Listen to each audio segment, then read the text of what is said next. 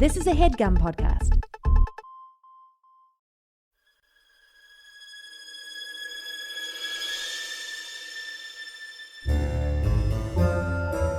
Oh, yeah. Welcome to A Funny Feeling Podcast. I'm Betsy Sidaro. And I'm Marcy Jarrow. This is a podcast where comedians tell us their paranormal experiences, and we listen to yours as well. Oh, yeah. And if you have one of these paranormal experiences that you want to share with us, please email it to us at funnyfeelingpod@gmail.com. Now get cozy. And prepare yourself to be scared silly. This is a Funny Feeling Podcast.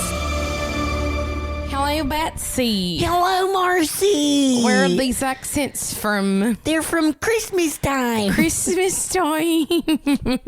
These are Christmas accents. Christmas accents because today is Christmas Day, if you're listening. Yes, it is. It's Christmas Day, of course. Christmas Day. It's Christmas Day.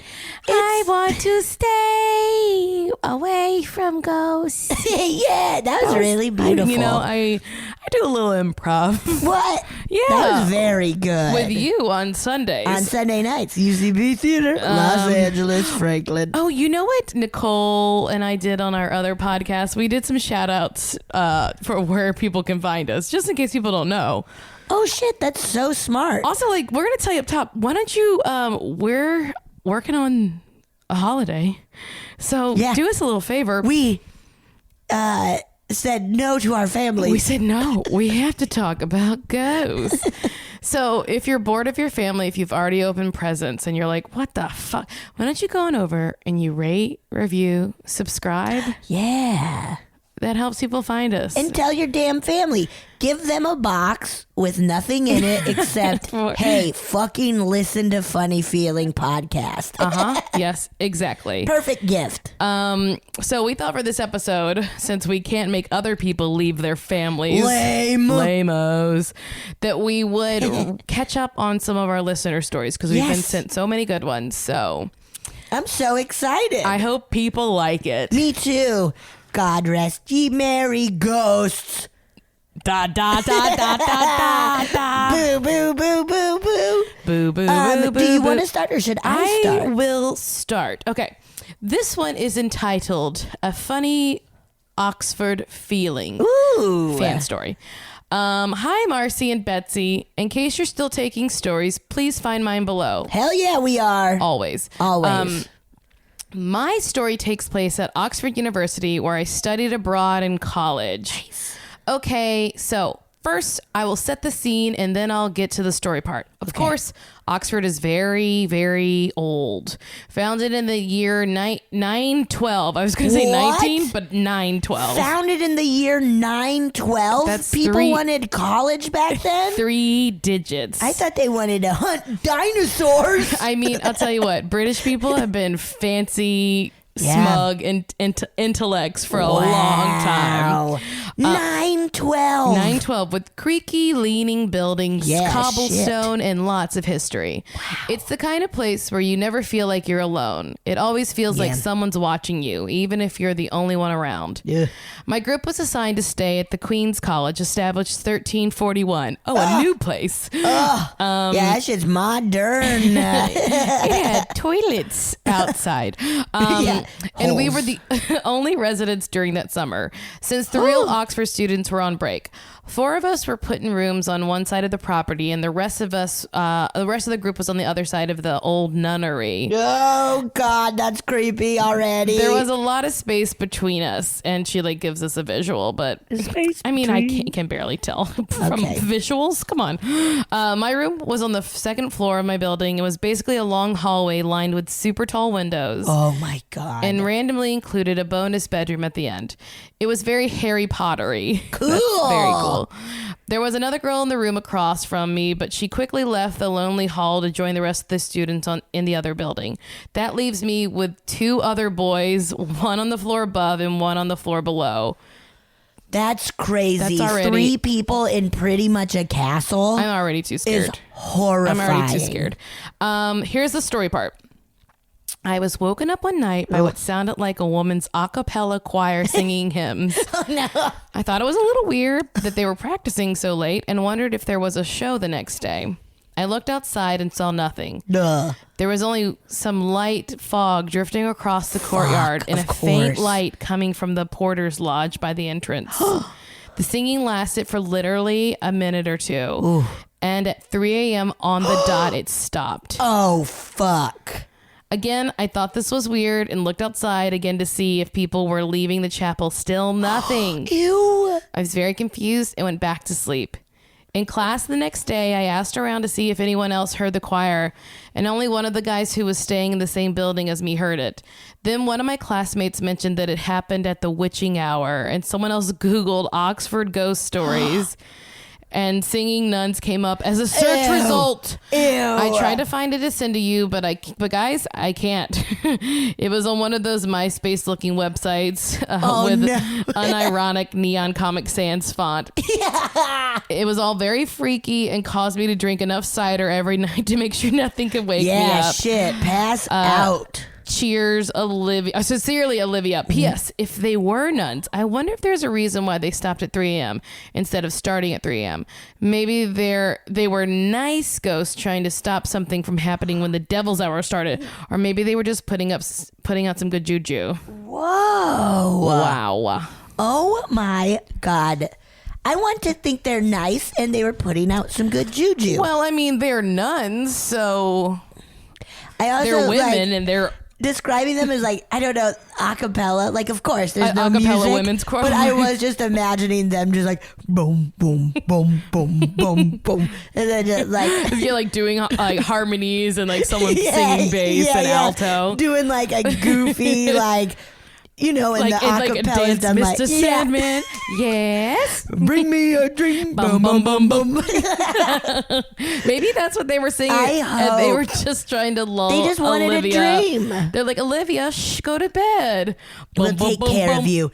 Us nuns will take care of you. Ew, that's spooky. It is weird that they would stop at 3 a.m., but maybe they were like, it's curfew.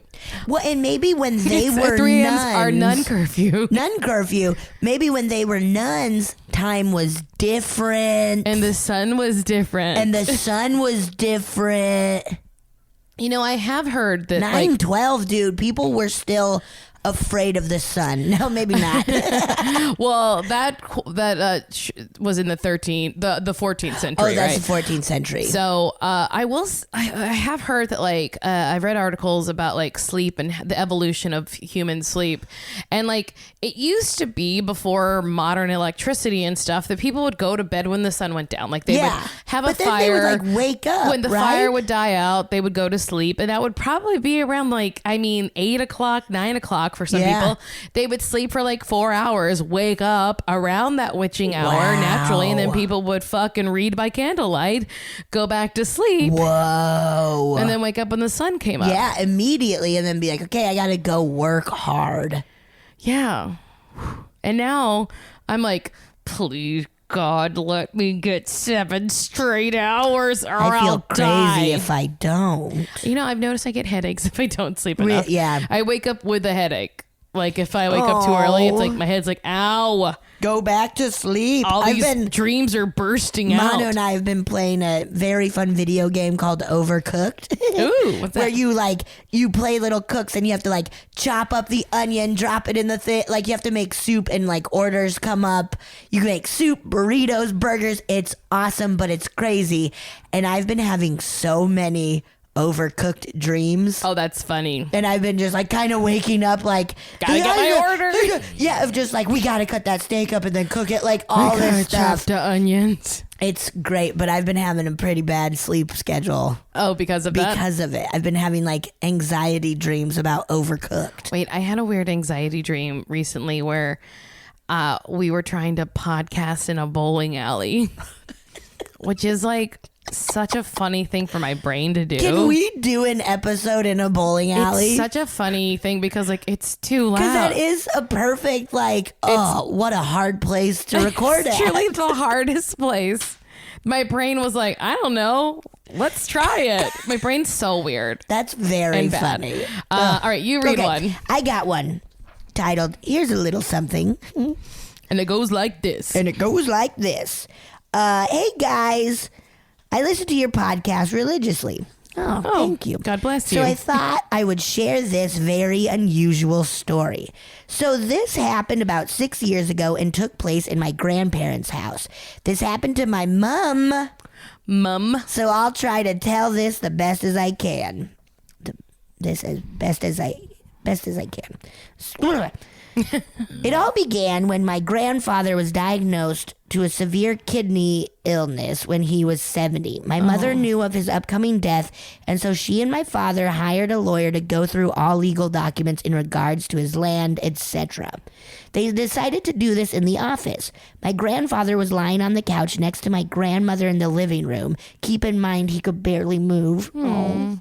And the living room was almost in a separate room, but had an opening to the hallway on the left. My parents were both in the office, another separate room, but you could also see into the hallway. All of a sudden, she saw an unusually tall black shadow man walk across the hallway in the direction of my grandfather's room. He had no distinguishable hands, and she says all 4 limbs looked sharp. Ew! That gave me such creepy I'm gonna throw up. That's fucking me up, dude. Okay. She says the man looked like the static when you accidentally reach an unknown channel on the TV.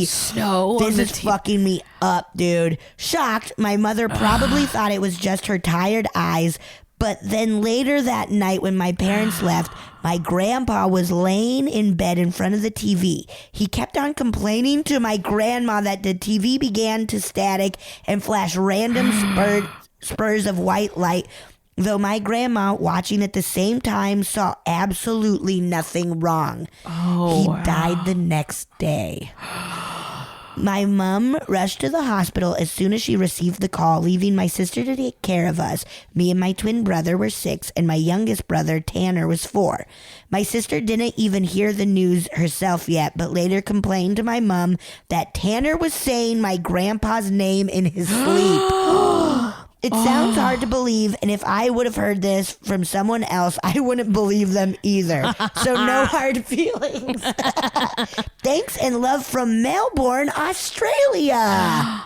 That's horrifying. That description of like all the limbs being sharp. And it being sad. It's like, so scary. What's the thing I'm imagining? I know, you know the creature, about. Like the thing, a praying mantis, but like different. Yes. Right? But I feel from yeah. But yeah, pretty much like pointy, and where I was imagining the like arms were also on the floor. Wait, what are you talking about? You know what I'm talking about. It has like pointy limbs and it crawls like a spider. Yes, and it like fuck. I don't feel know. like almost Harry Potter or something. It could be something like that, or like it does feel like some sort of animation, but like ew. And then the static. How crazy. That's so scary. That's so scary. That was like a bunch of those things of like, oh, and then my grandfather died and I had a dream about, like, this was a million of those slapping you in the face. That's crazy. I'm glad that the ghosts in America aren't quite as sophisticated as the ones in Australia. That's very sophisticated. What a sophisticated ghost. Yes. Yes, Melbourne. Should we listen to one? Yeah, let's listen to one. Mix it up. That was horrifying. Hello, Marcy and Betsy. This is Heidi. I'm calling you from Juneau, Alaska. But these experiences happened in my hometown of Salt Lake City and another hometown of Burbank, California.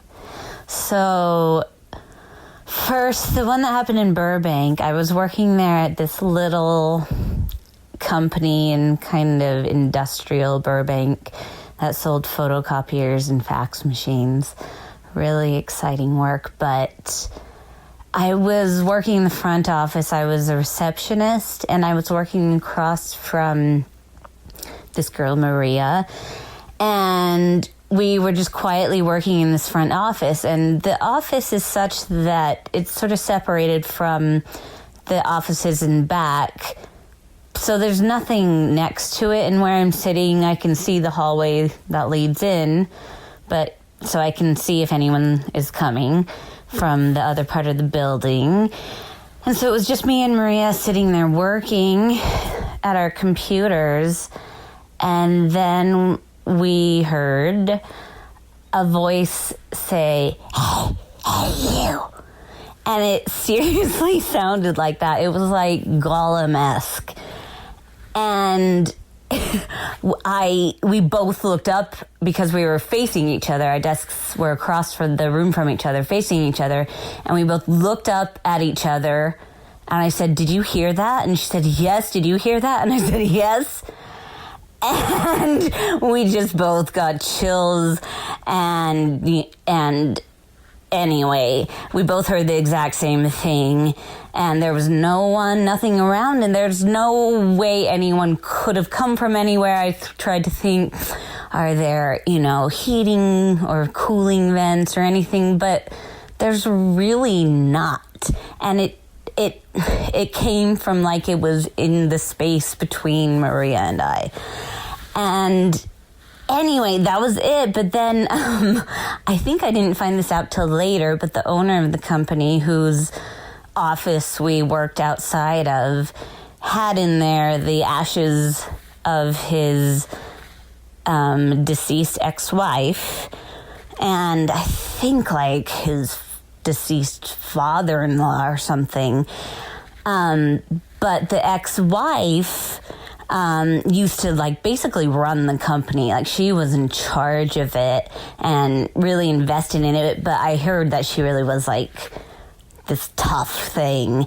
And one of my other co-workers, Mary, said she had felt something behind her before too, and she felt like it was the ex-wife. I can't remember if her exact story, but this is a shared experience, so it's one of those things I just haven't been able to explain away. So then my second little thing, it's not as big as that, but I was living in Salt Lake City, and I was doing a ghost tour on Halloween of Salt Lake City.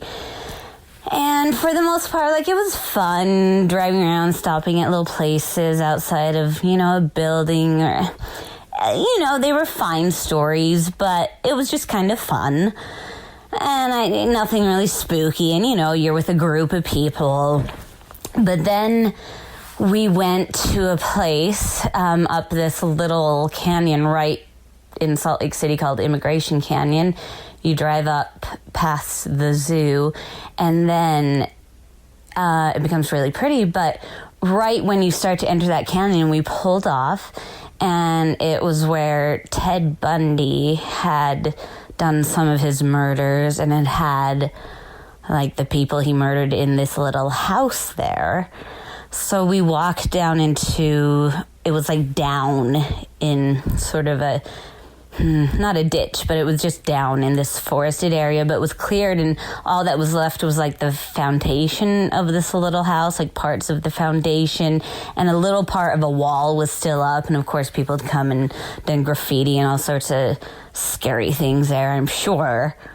And it really did feel weird. I mean, one, it's kind of forested, so that's already weird. And it was, so we were just sort of looking around, and I was with my ex of the time. Anyway, the tour guide had said, hold up your, you can take pictures anywhere and maybe you'll see things, just along the whole tour, they said that.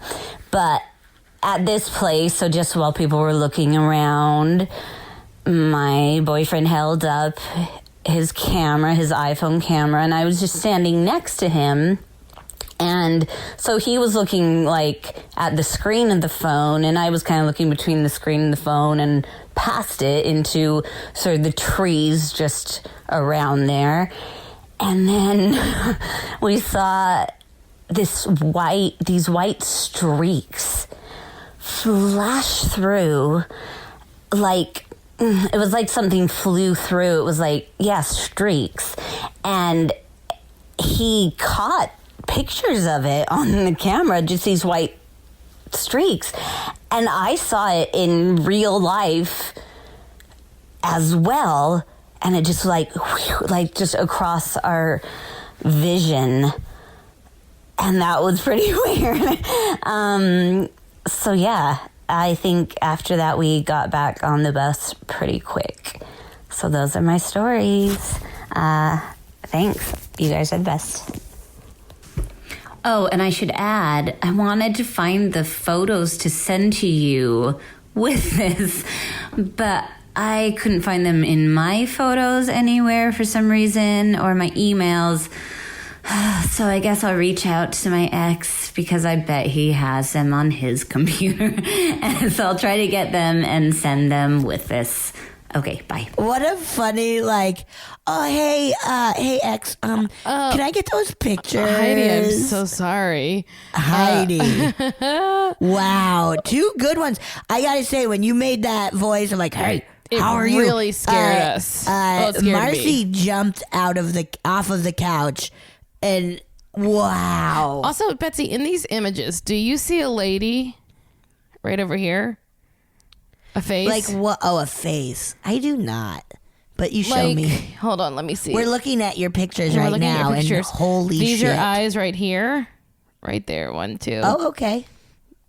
Do you not see it? I don't see it. I'm sorry. Okay. Like hair blowing? It looks like an alien almost. Okay. Well, she doesn't see it, guys. Wait, like upside down? No. Oh. I definitely do not see it. She does not see Ooh, it. That's how awesome to be like, I just saw these white streaks, and then to be like, hey, got it. I just got that on captured camera. It. Also, Heidi, God bless you for reaching out to your ex. Yeah, holy shit. That doesn't sound the most Do you think fun. he's like, oh, yeah, right, you want just the pictures? Yeah, right. You want a pic of my duck. My duck? My duck. You want a pic of my duck? Oh, yeah, okay, puck. cool. Here's a duck puck. It's a duck puck for you. All right, let me read one now. Yeah, ooh, those are good. I truly did. You jumped. I got so very afraid. Yeah, you jumped. Don't 5 feet underneath me. There's just something stinks. a puddle of my feces. A puddle. All right, my Vegas haunting. I love Vegas. Me so too. much. I can't wait to go. All right, sorry. Let's go. I would love to. Okay. Let's leave now. Yep. Okay. Sorry, this is super long and spans the whole 2.5 years I lived in this place. Just figured it would interest y'all. Yeah. Love your show. Rated and subscribed. Thank you. you. Thank you. That's what we ask people to do, and it helps. Thank you. 3 years ago, I moved into an apartment in Vegas on the southern part that borders the city of Henderson, right behind the Eastside Cannery Casino. I've always had bad dreams and weird nightmares, but I started having seizures and night terrors shortly after moving in.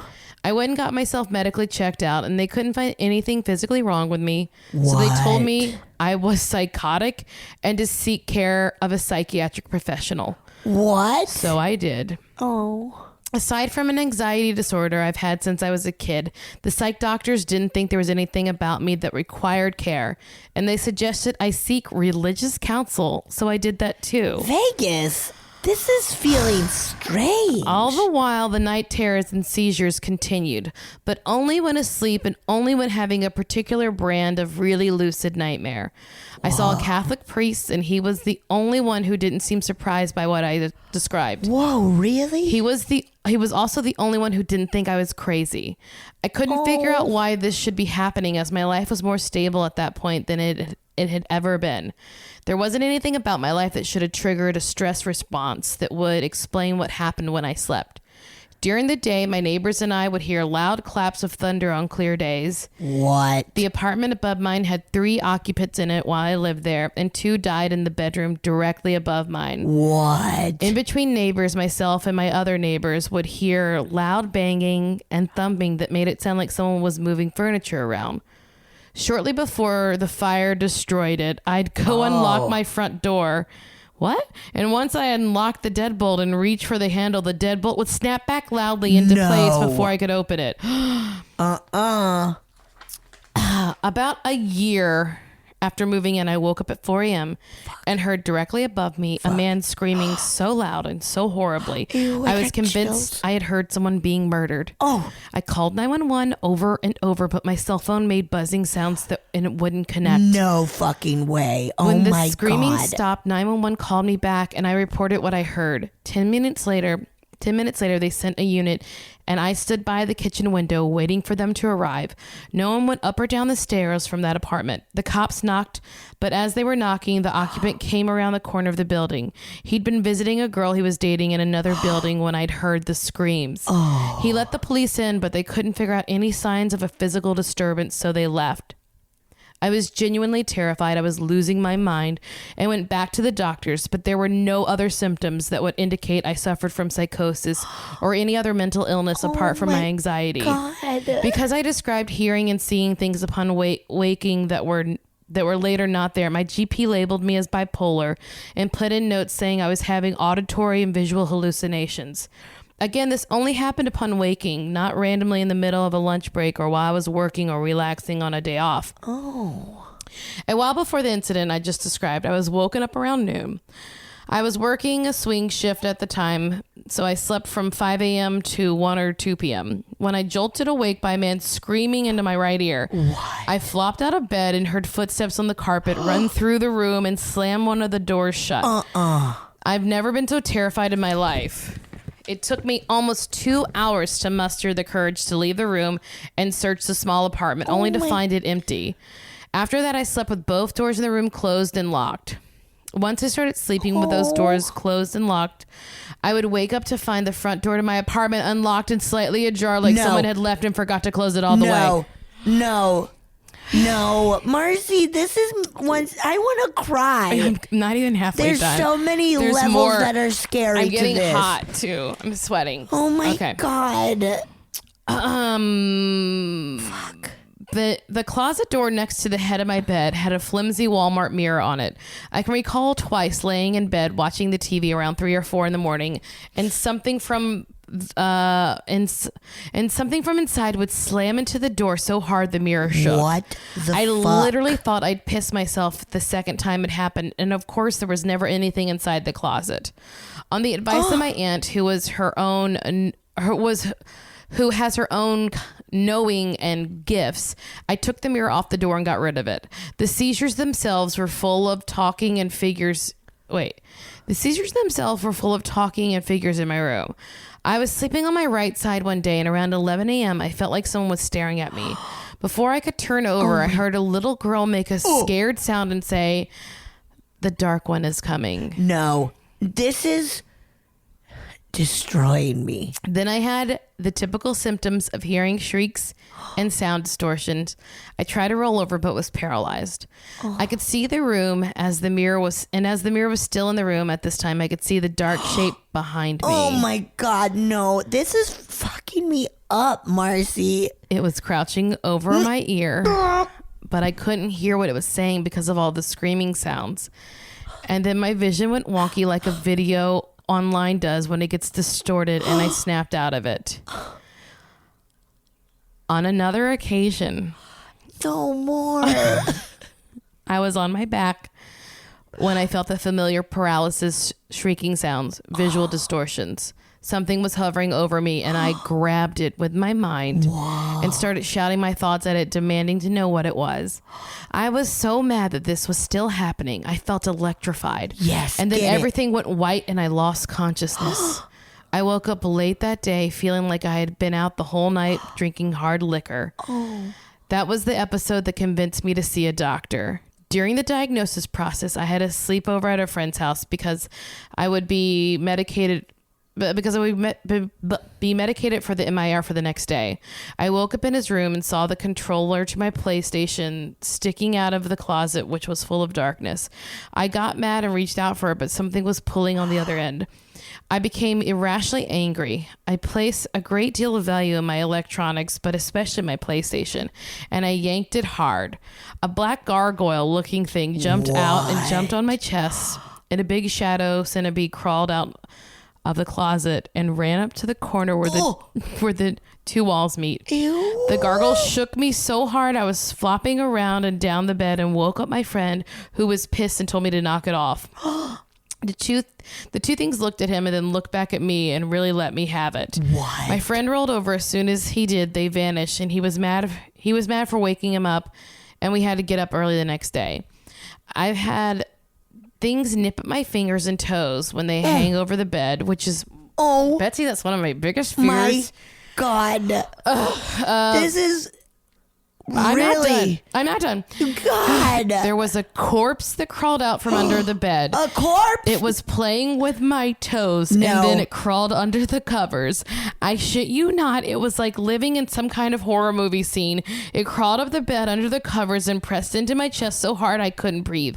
I woke up screaming and trying to get off the bed. Oh my God. I was given a cross and a medal with St. Francis on it and told to say a particular prayer before bed each night. It was like flipping a light switch. No more visits, no more strange sounds, no more seizures or scary lucid dreams. Everything just kind of stopped. What? Life got better and I got another promotion and I was doing really well. I bought new furniture and then shortly thereafter my bedroom became infested with bed bugs. I washed my sheets once a week, so in the space of 5 or 6 days, I went from nothing to there being blood all over the mattress at the corners where I slept. It gets more and more horrifying. Wait, why was there blood from the bed bugs? Bed bugs?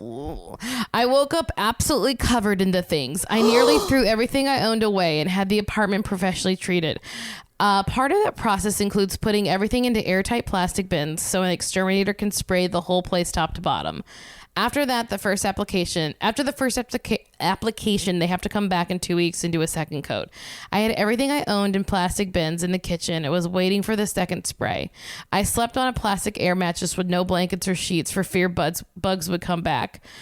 Then one morning at about 3, I heard a weird beeping. It would not stop. It would start and stop, so I ignored it for a while. Sounded like a truck backing up. Given what I had already experienced, I wasn't going to get up and inspect since there was a good chance I was only imagining it as I slept. At about 4, I heard a loud banging on my door. There was a fire above me, and it was bad. The bedroom above mine was on fire, and the woman sleeping in there died before the firefighters could put it out. What? If I hadn't been woken up when I was, the ceiling would have eventually collapsed and would have hit my head. The fire was put out, but all that water had to go somewhere, and it flooded my entire apartment. If everything hadn't already been in bins, I would have lost everything. I had to move, and then the bad luck came back. My old apartment switched leasing companies about 4 times while I lived there. At some point, one of the companies, now no longer in existence, applied one of my rent payments to a different unit and left it for so long I was served with an eviction notice. When I went with all my receipts to show I always paid early, they said that was fine and not to worry. But since I didn't respond to the summons, I was left with an eviction on my renter's history. Not learning of that until the property management company went out of business meant I was stuck having a rent in the ghetto with second chance complexes. Then it got worse. Silly little finance transactions would go wrong with my bank or merchant and cost me hundreds. They'd be fixed, but only after it cost me money. Then I was fired from my long-term job without notice. Eventually, I was forced to take a new job where I live now so I could stay with my parents in order to stave off homelessness. Hope you guys find this of interest. Love your show. Sean. Dude. We are flattened. I think that's how you spell his name. Do you think that's how you spell his? I mean, not spell, pronounce. Sean. Yeah. Holy shit, dude. Oh my God.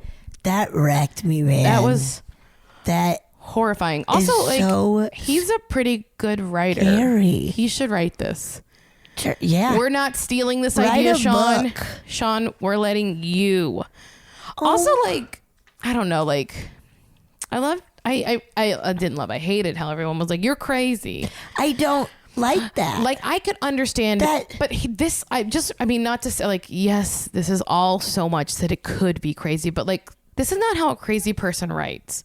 Like, it's all coherent and spell checked and like the grammatically correct, and like, not to say that like an intelligent person couldn't be crazy, but it's not like rambling. And I guess I would have to know him better, but whoa. But it doesn't seem crazy to me. It just seems like something fucking awful was happening to him and is happening to him. And I'm so sorry. Oh my God. There were so many things that were just starting Also, off with like, this is so scary, like a real life scary thing of just, having these spells or whatever. I don't know how to do, like these seizures and stuff.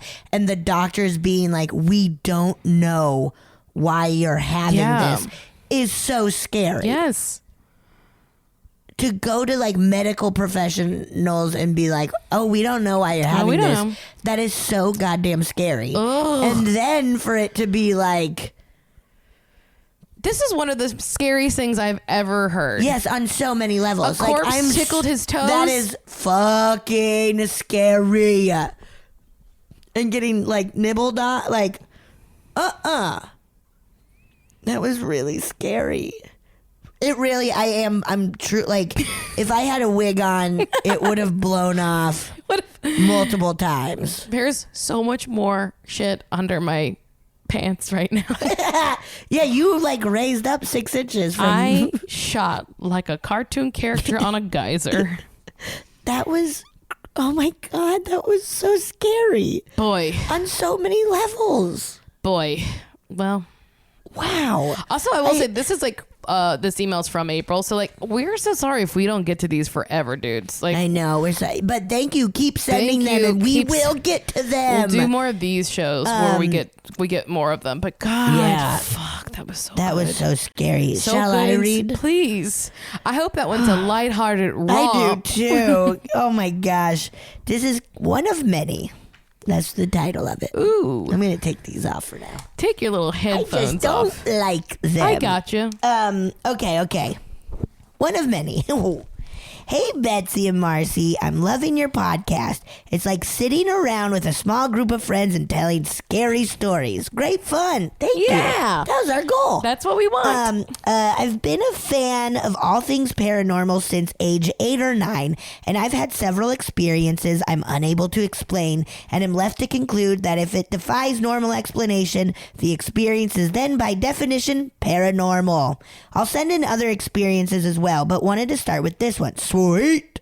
A handful of years ago, a handful of years ago, I decided I wanted to get involved with paranormal investigation, similar to what I saw on the Ghost Hunters TV show before they turned into a more sensationalized version of themselves. In particular, I appreciated their early season practices of skepticism, logic, research, and measurement to explain the unexplained.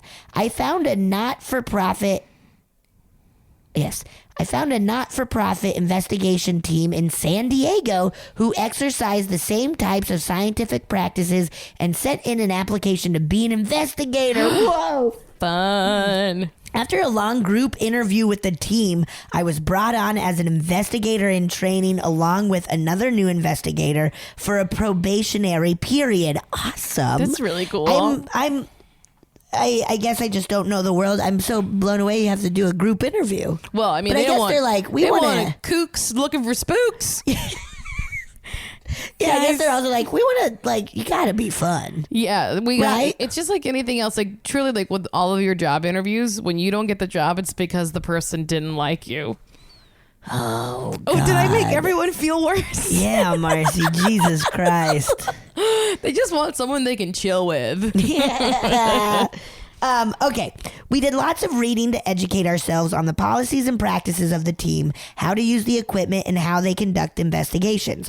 I very much respected their scientific and skeptical approach, but even more than that, I respected that the goal of the team is to bring relief and comfort to people and families who are living in terror in their own homes. Aww. Oh, the worst thing for someone living in terror like this is to have no one to talk to about their experiences, no one to believe them. The fear of being thought of as crazy and the resulting self-isolation that comes from this. Aww.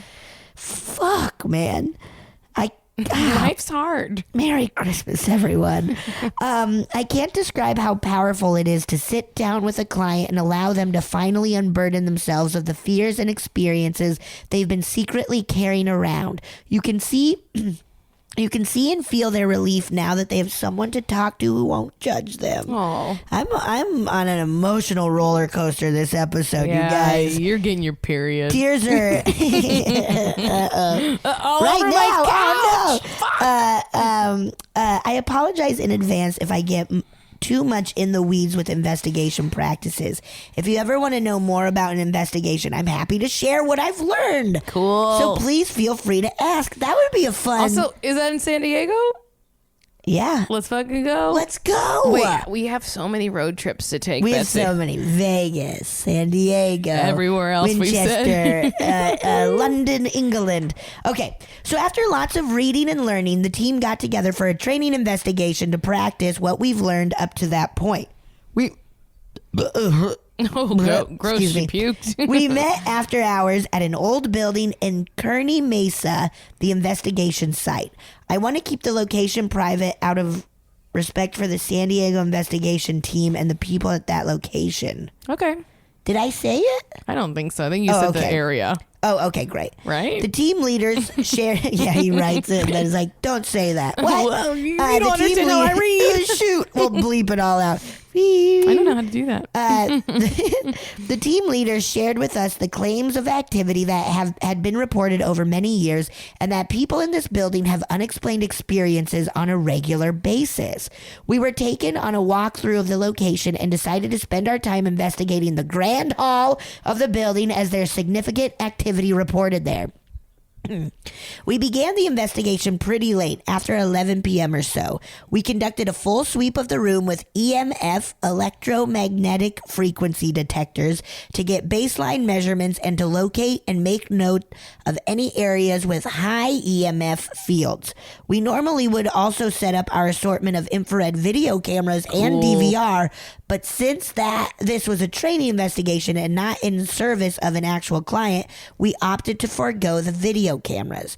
Then we sat down with our audio recorders and cameras to do some EVP, electronic voice phenomenon work. Phenomenon work. Feminine? Feminine. Electronic voice phenomenon work. We moved to several different locations in the Grand Hall, and the whole time, many of us saw shadows moving in our peripheral vision. God. Seems like once every 15 minutes or so, a team member would announce they saw a shadow. Fuck. Oh, God. When you're on an investigation, you have to verbalize anything odd you might see, hear, or feel.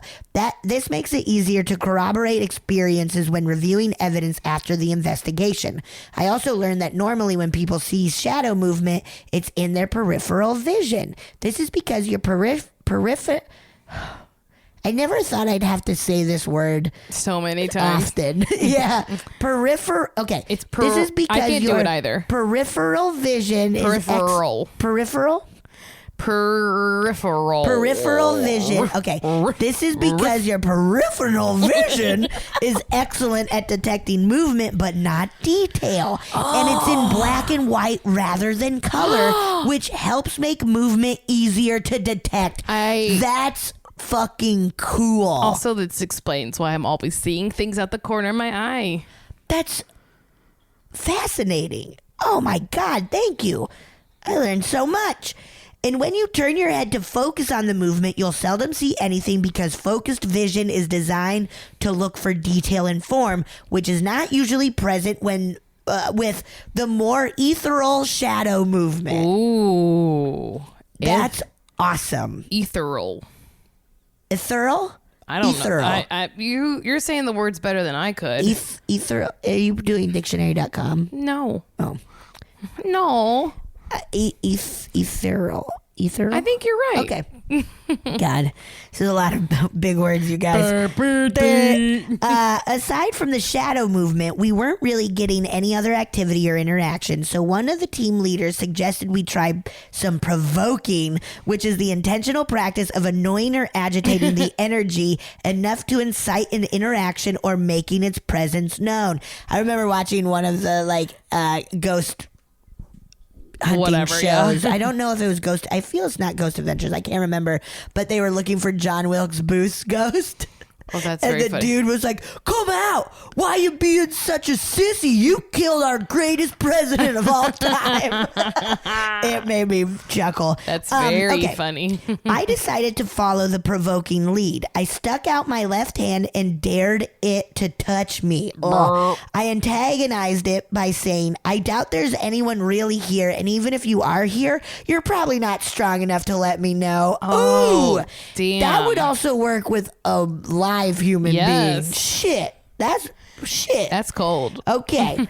It took a second. Strong enough. It took a second or two, and I felt my outstretched hand get colder.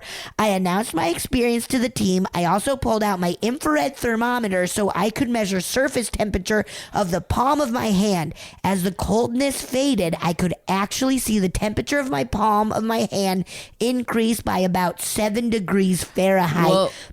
Fahrenheit. I was like, now that one you should know. That one I should know. Fahrenheit. 7 degrees Fahrenheit back to my normal feeling skin temperature. I thanked it for its acknowledgement and asked, "Can you please do that again so I know it's really you?" And on command, I felt the coldness back on my hand and watched as the temperature decreased again on my thermometer. Oh, whew. I have no rational or natural explanation of how something I couldn't see created a localized and measurable decrease in temperature multiple times at my request exactly where I requested. It was a very cool first ghost hunting experience. For sure. Yeah, that's insane. Oh my God. That's awesome. That's crazy. Shit. I'll send some other experiences when I get a chance. Thanks for making such a fun podcast, Damien. Wow. That was very cool. That was awesome. And I learned about peripheral vision. What a great first investigation. I want to be a ghost hunter, but I fear that, I wouldn't do well in my interview. What do you think would... She talks too much. No. You're too much. You chat too much. Ghosts don't want to talk to chatters. You big time talker. I feel I would, because whenever I get nervous or scared, I have to on rides, I have to scream. And to most of the times the tension. To release, and most of the times swear words, sorry, to release the tension. People I have my to. children. Yeah, I will go to Disney and just be like, "Oh fuck, like on Space My Mountain. sweet innocent children. Not anymore, lady. They heard the F word. Yeah, now they're they doomed did. for life. Yeah, they're ruined. Should we listen to another one? Yes. Hi, I'm Natalie. And I'm Laurie. And we are travelling around New Zealand. So we met out here and we decided we would travel together. We're currently staying in a hostel in the southernmost part of South Island, and last night something really weird happened. Yeah, so we're staying in an 8-bed dorm, and it was fully booked, so there were 8 people there. And yesterday evening I couldn't get to sleep. It's very dark in the room as well, and I was just staring to nowhere, basically. I was just drifting off a bit, and then slowly but steadily this figure appeared, kind of. It was very dark, but I could see it, so it was a bit like it was given light, kind of. It was very weird. It approached me. I was in the very back of the room, and it just came closer, and at the same time I felt this chill, it was very cold all of a sudden. And as it came to my bed, this guy in the bottom bunk, I was in the top bunk, started screaming. It was a terrified scream. He screamed 3 times, and at the 3rd time the figure disappeared and the chill left. It was normal temperature again. Yeah. So I didn't see this figure at all. I was asleep. I got woken up by the screams, though. He sounded like he was being murdered. But literally nobody got up to help him. I thought that was quite funny. So everyone in the dorm was awake anyway. So I decided might as well get up and go and have a pee. So because it's a hostel, you have to go outside to then go back inside to get to the bathroom. So I went, I did my business, and as I was washing my hands, I look up into the mirror, and there was like a face behind me or a figure behind me. I don't know what it was, but I was so surprised. I turned around and like a gust of wind blew in my face, and then there was nothing there. So that was kind of freaky, but I just thought, hey, my mind's playing tricks on me. I'm obviously tired. Time to go back to bed. So I went back to bed. I didn't think anything of it until we started chatting over breakfast. And then we both realised that we'd seen basically the same thing. Yeah, our stories were very similar. And then we saw the guy in the morning and we asked him about like the scream, like, did you have a nightmare? What happened? But he didn't remember a thing, like nothing at all. He didn't notice. Like, he didn't know it was him. Yeah. I was very surprised to hear it. He didn't even wake up from the screaming. So we were meant to stay here for 2 nights, but we were too freaked out. We just left this morning. So, yeah. So that's our story, basically. Love the podcast, and, yeah, have a good day. Oh my God. What the Good hell? for you. Get the fuck out of Dodge, dude. Oh my God. That is so scary. Natalie. Do you think, like, if you're a spirit and you love to travel, can you, like, Yes. hey, dude, stay in a hotel? Oh my God. If I were a ghost and I could travel, I would go everywhere. I would go everywhere, and I would stay in I would haunt the handsomest hotels, the fanciest hotels, and I said handsomest. The most debonair hotels. The most debonair. I would haunt only those hot Sexy hotels that have those, like, the V. You know, there's a nasty name for them. I don't know. What's it called? A cum gutter. We don't have to put that in if you don't Betsy, want. it's Christmas. It You is said that on Christmas. I'm sorry. Baby Jesus heard you. That was good. That was really, really scary. A haunted hostel is a great. It makes sense. Yes, because there's so many people passing through, and it could. Who knows what it was before? Ooh, and in like New Zealand. Have fun traveling around Lord of the Rings world. Peter Jackson's at every coffee shop you go to. All right, family home, kind of a long one. Okay. All right. I grew up in a house in Minneapolis with my grandparents and mom. My grandma's father built the house in 1915 for their family. Wow. It was one of the very first houses in the neighborhood. When my grandma got married, she and my grandpa lived and raised their kids there. My mom was one of those people who never really got her shit together. So while her siblings moved out and got married and raised families, we stayed living there. I should mention that my grandmother, her mom, and an infant sister of my grandma's all died in the house. When I was a little kid, shit always went on, but I never realized until I grew up and moved out of the house, out of a haunted house, that it was not normal. Yeah, where you're like, that's fine. I shouldn't constantly think doors are slamming Should around me. Should not a man be in my closet staring at me at night until I cry? Weird. Okay. That is so interesting. For instance, my mom always bought me marionettes from the Renaissance Festival. Mom. Full disclosure. Marionettes are terrifying. I hate marionettes. And they would kind of swing slightly on their own while hanging in my bedroom. Fuck. In high school, I remember seeing faces peek around the corner of my bedroom door at me. And I just kind of thought, hey, there's that face again. I used to stare into the bedroom across the hall from mine, which was my uncle's when he was a kid. And I would see lights swirling around in the dark. Whoa. My Barbie house was in the basement, and I never felt alone down there, even when I was. The night my grandpa died, I was alone in bed after my grandma went to the hospital. I remember feeling super cold and couldn't move. The edge of my bed dipped down as if someone were sitting on it. And seconds later, my cat hissed and jumped on the bed. What? And then it was gone. I'm certain that was my grandpa saying goodbye on his way out. Oh, my goodness. When my grandma died in the house, a cousin of mine who was a nurse was sleeping on the couch. She said all of a sudden the cats and dogs started walking towards my grandma's room, and so she followed them. Her room was really cold as my grandma was out of it. She was saying hello to her sisters and mom and dad and smiling, and then she just passed away.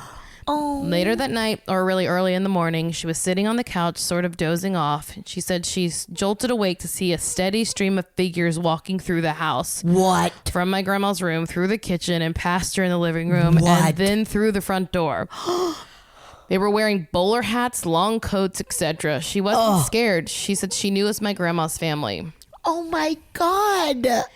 Years later, my aunt, who now lives in the house, was telling us that her granddaughter talks to someone named Amy through the heating vents, and that randomly at night, country music starts playing in the basement. Her grandson would talk about a blonde man and a red-haired man in his bedroom. My mom told me stories about when she was little and seeing people in her bedroom. Writing this email kind of creeps me out, but like I said, I never really felt scared. I kind of look at the house as a meeting spot for family spirits. Oh. Andrea.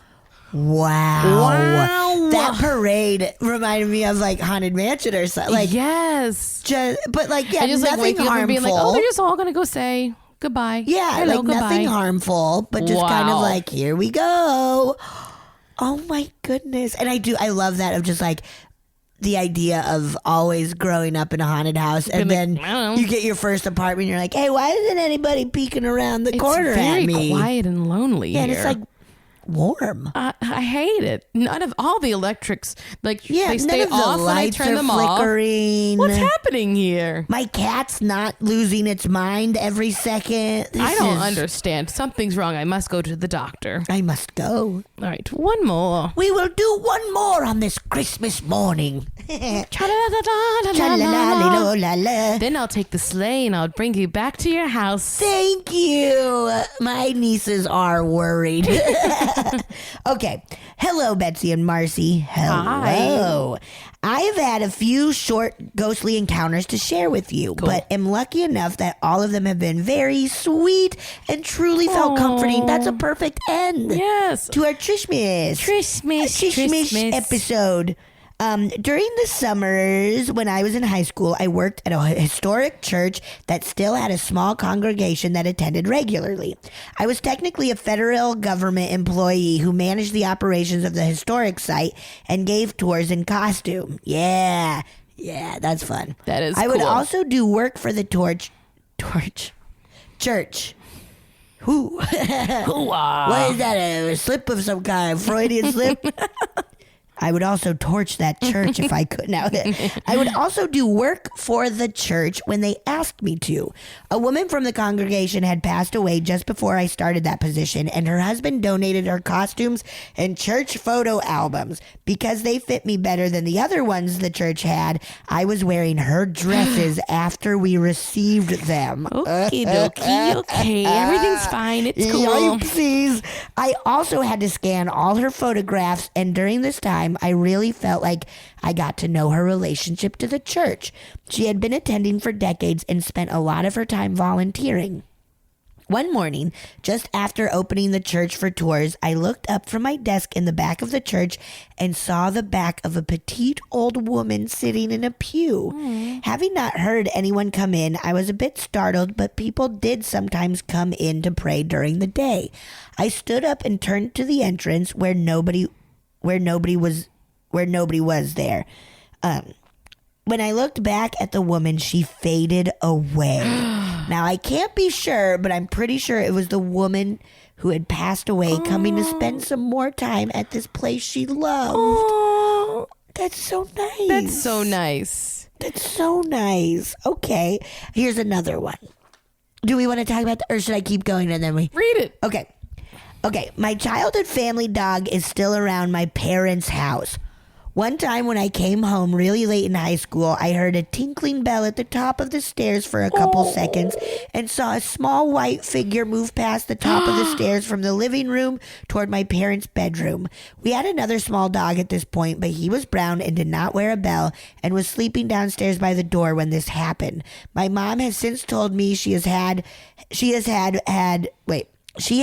very similar experiences and also believes he has stuck around. Oh. Thanks and love the podcast, Maya. P.S. I did no editing of this email, so apologies for incoherence. Maya, that was great and delightful. Those were so nice. That little lady. Little old lady being like, who's wearing my clothes? Did my husband move on? I always knew. So the outfits that she had to wear were that old for her. Okay, hear me out. Okay. She had to wear old-timey costumes. Yes. Oh my God, Marcy. Marcy almost destroyed her computer. So this old lady, she also worked at the church? Is that what? Yes, and she had older costumes as well. Okay. That's my understanding of it. Yes, that's a good understanding. Thank you. Yeah. I tried so hard. That's a really good understanding. Also, so sweet that the dog was like, ting-ling-ling, hello. If I saw my old dogs, I would lose. If I saw Bo and Dudley, I would fucking lose in a good way. Yeah. I would lose my shit. I love them so much. I tell you that after my family dog died, like weeks later, my dad heard the dog barking outside. I think you mentioned it last podcast. It's yes. so. Oh, Ozzy. All right. Well, we did it. Oh my God, that was wonderful, you guys. What a Christmas miracle you that all are. That are. was a Christmas miracle. Ding-a-ling-a-ling-ding-ding. Ding-a-ling-a-ling-ling. Ding-a-ling-a-ling. Woo. Oh, aren't you sad that tomorrow you won't want to hear Christmas music anymore, but it'll still be playing? Yeah, it's pretty upsetting. I give it till January 1st. Right. But yeah, it's a big build-up for... And then it's over.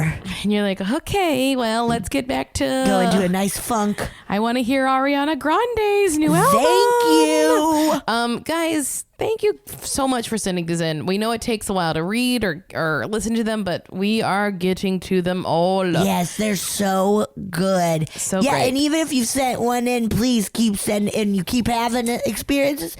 Let us know. Let us know. We love a good update too. Let us know. Let us know. Let us know. Let us know. Also, I have a really bad memory, so just like remind me who you are. Remind me. So please rate, review, subscribe. Tell Tell some friends. Yeah. Should we do that thing of where they can find us? Yes, they can find us on.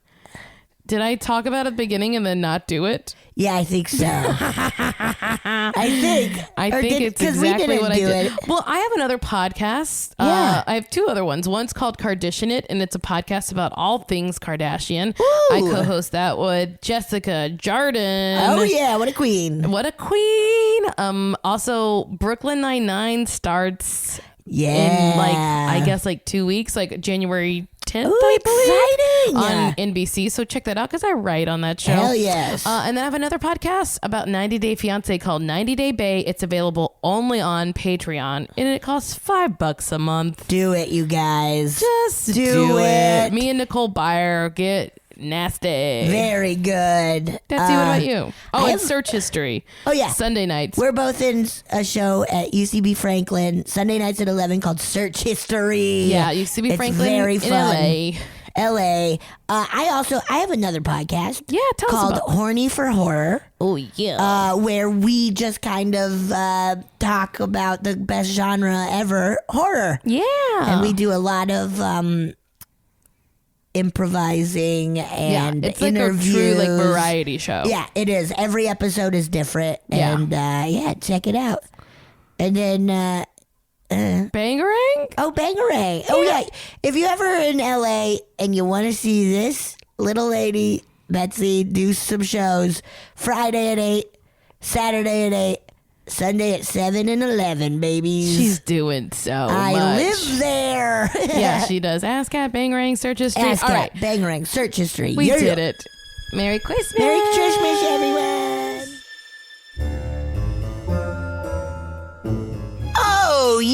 And thank you so much for listening to A Funny Feeling. If you have a paranormal experience that you would like to share, please send us a voice memo, or you can email us just a letter at funnyfeelingpod@gmail.com. I'm Marcy. I'm Betsy. And don't shit your pants!